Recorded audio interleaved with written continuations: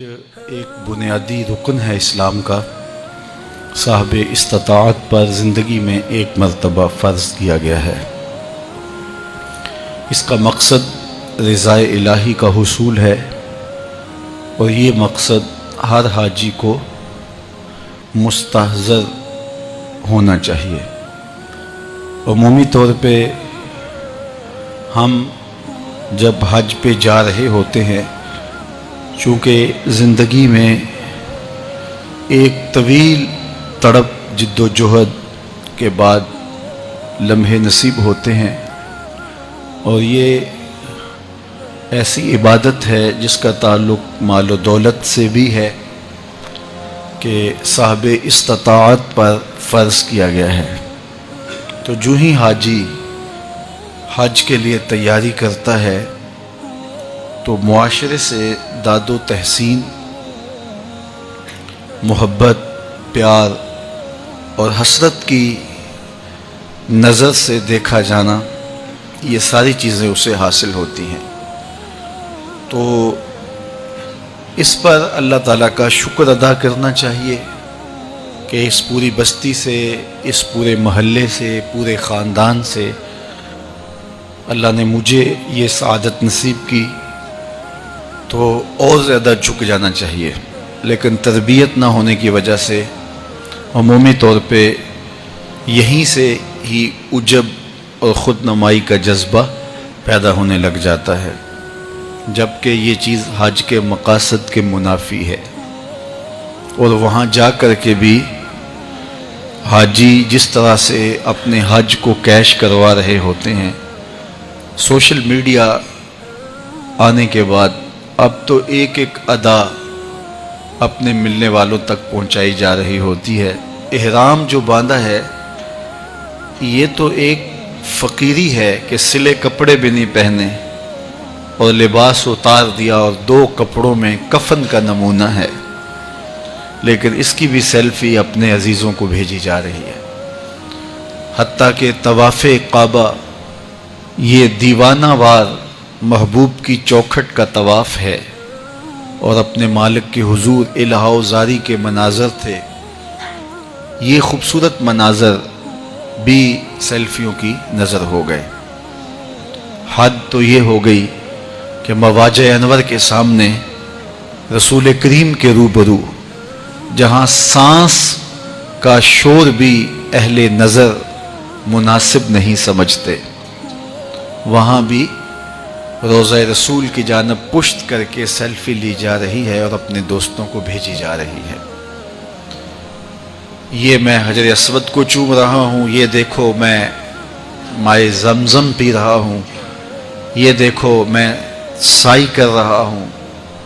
میدان عرفات الہا و زاری کے مناظر، اللہ کے حضور اپنے گناہوں کی معافی کی درخواست کے لمحے تھے، لیکن ان لمحات کو بھی ہم نے اپنی نمائش کی نظر کر دیا۔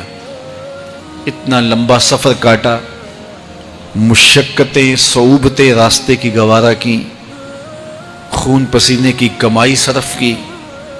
زندگی میں ایک مرتبہ اللہ نے موقع نصیب کیا، یہ 6 انچ کی سکرین نے چین وہاں بھی جا کے نہ لینے دیا، اور ہماری ساری محنت جا کے وہاں ضائع ہو گئی۔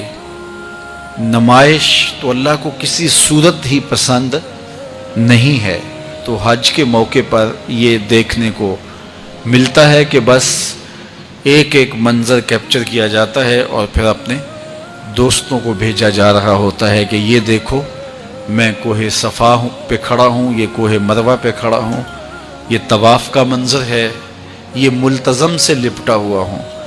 اللہ اکبر! جہاں اپنے ہوش بھی نہیں رہنے چاہیے تھے، وہاں بھی سیلفیاں لی جا رہی ہیں، اور کوئی وہاں مل جائے تو پھر اس کے ساتھ سیلفی مصیبت بن جاتی ہے۔ کوئی ادھر سے آ رہا ہے، ذرا آپ سیلفی دیجئے، کوئی ادھر سے آ رہا ہے۔ تو یہ عبادت کے لمحے ہیں، ان کو عبادت ہی رہنا چاہیے، تو ان کو اپنی خواہشات کی نظر نہیں کرنا چاہیے، اپنے پہ ہمیں رحم کرنا چاہیے، اپنے پہ رحم کھانا چاہیے۔ آداب کی رعایت کے بغیر عبادت کس طرح حسن پا سکتی ہے؟ تو ہمیں ان کی رعایت کرنی چاہیے۔ کریم صلی اللہ علیہ وآلہ وسلم نے ارشاد فرمایا، بے شک اللہ تعالیٰ تمہاری صورتوں کو اور تمہارے اموال کو نہیں دیکھتا، کون کتنا مالدار ہے، کس کی شکل کیسی ہے، وہ اسے نہیں دیکھ، وہ تمہارے دلوں کو دیکھتا ہے اور تمہارے عملوں کو دیکھتا ہے۔ تو اس لیے صورت جیسی بھی ہو وہ تو اللہ کی بنائی ہوئی ہے، تو ہمیں اپنی سیرت کو سنوارنے کی کوشش کرنی چاہیے۔ جتنی کوشش اپنی شکل کو سنوارنے میں ہم صرف کرتے ہیں، یہ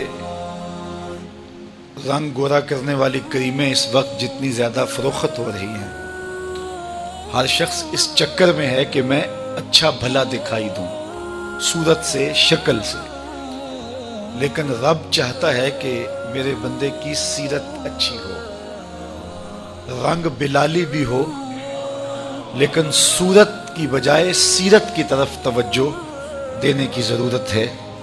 حضرت باہو نے بھی کہا تھا کہ دل کالے نالوں منہ کالا چنگا، جے کوئی یہ رمز پچھانے ہو۔ تو اصل بات دل کی پاکیزگی کی ہے، دل کی طہارت کی ہے۔ مالدار بننے کے لیے 18 گھنٹے بھی ہم کام کرتے ہیں کہ مال زیادہ ہو جائے، اور اعمال اگر ہم مسجد میں نماز پڑھنے کے لیے آ بھی جائیں تو اعمال کو سنوارنے کی طرف توجہ ہماری نہیں ہوتی ہے۔ مجالس کے اندر بیٹھ بھی جائیں تو ہمارا خیال بھٹکا ہوا ہوتا ہے، اور جو ہمیں خیر کی باتیں اس دور میں بھی مل رہی ہوتی ہیں ہم ان سے بھی نفع حاصل نہیں کر پاتے۔ تو اس لیے ہمیں ظاہر سنوارنے کی بجائے من سنوارنے کی تلقین کی گئی ہے۔ حضور فرماتے ہیں، رب ارشاد فرماتا ہے کہ میں شریک ٹھہرانے والوں کے شرک سے بے نیاز ہوں۔ جس نے کوئی عمل کیا جس عمل میں اس نے میرے ساتھ کسی اور کو شریک کیا، تو میں اس کو بھی اور اس کے عمل کو بھی اور اس کے شرک کو بھی ترک کرتا ہوں، چھوڑتا ہوں۔ وہ جانے اس کا عمل جانے۔ تو جو عمل ہو وہ محض رضائے الہی کے لیے ہو۔ اگر کسی کے دکھاوے کے لیے عمل کیا ہے تو یہ عمل ہی نہیں ہے، اور اللہ کی بارگاہ میں قطعاً قبول نہیں ہے، جس میں کسی کے دکھلاوے کا عنصر شامل ہو جائے۔ ہم اپنے عمل برباد نہ کریں۔ بعض اوقات ہم اپنی خون پسینے کی کمائی پیش کرتے ہیں تو ریاکاری شامل کر کے اس کو برباد کر بیٹھتے ہیں، اور جو دکھلاوا ہوتا ہے وہ چند لمحوں کا ہوتا ہے، پھر ختم ہو جاتا ہے اور اس کا اجر بھی مٹ گیا۔ لیکن اگر رضائے الہی مقصود ہو تو پھر وہ عمل اگر تھوڑا بھی ہو اس کا اجر بڑھتا رہتا ہے۔ حضور علیہ السلام نے ارشاد فرمایا، جب کوئی بندہ صدقہ دیتا ہے اور وہ تھوڑا سا صدقہ جب پیش کرے تو اللہ تعالیٰ اس کو ایسے پالتا ہے جس طرح تم جانور پالتے ہو، اور قیامت کے دن وہ مٹھی بھر جو دیے ہوئے تھوڑا سا صدقہ دیا ہوا تمہیں ایسے ملے گا جس طرح احد پہاڑ ہوتا ہے۔ تو وہ تو بڑھتا رہے گا، پلتا رہے گا، لیکن جس میں شرک شامل ہو گیا تو وہ بڑا عمل بھی ہوا تو وہ عمل قابل قبول ہی نہیں ہے۔ اللہ کے محبوب صلی اللہ علیہ وآلہ وسلم نے ارشاد فرمایا، جس شخص کی نیت آخرت کی طلب ہے، جو بھی عمل کرتا ہے، نماز پڑھتا ہے، روزہ رکھتا ہے، یہ درس حدیث دے رہا ہے، درس قرآن دے رہا ہے، مسجد میں آ کے جھاڑو دے رہا ہے، واش روم صاف کر رہا ہے، آنے والے مہمانوں کو تکریم دے رہا ہے، کھانا کھلا رہا ہے، چٹائیاں بچھا رہا ہے، اس کا مقصد کیا ہے؟ آخرت کی طلب۔ جو بھی وہ کام کرتا ہے اچھائی کا، نیکی کا، اس کا مقصد کیا ہے؟ طلب الآخرہ۔ اللہ اس کے دل کے اندر غنا ڈال دیتا ہے، اس کے دل کو اللہ غنی کر دیتا ہے۔ یہ حضور نے فرمایا، اور ایسا ہی ہے۔ اپنے عمل کو خالص کر کے دیکھ لو، آپ کا دل دنیا سے غنی ہو جائے گا۔ یہ میرے رسول کا سچا وعدہ ہے۔ جب کوئی شخص اپنے اعمال کو آخرت کے لیے کرتا ہے، اس کی طلب دنیا حاصل کرنا نہیں، آخرت حاصل کرنا ہے، سچے رسول کا سچا وعدہ ہے، اللہ اس کے دل کو غنی کر دیتا ہے۔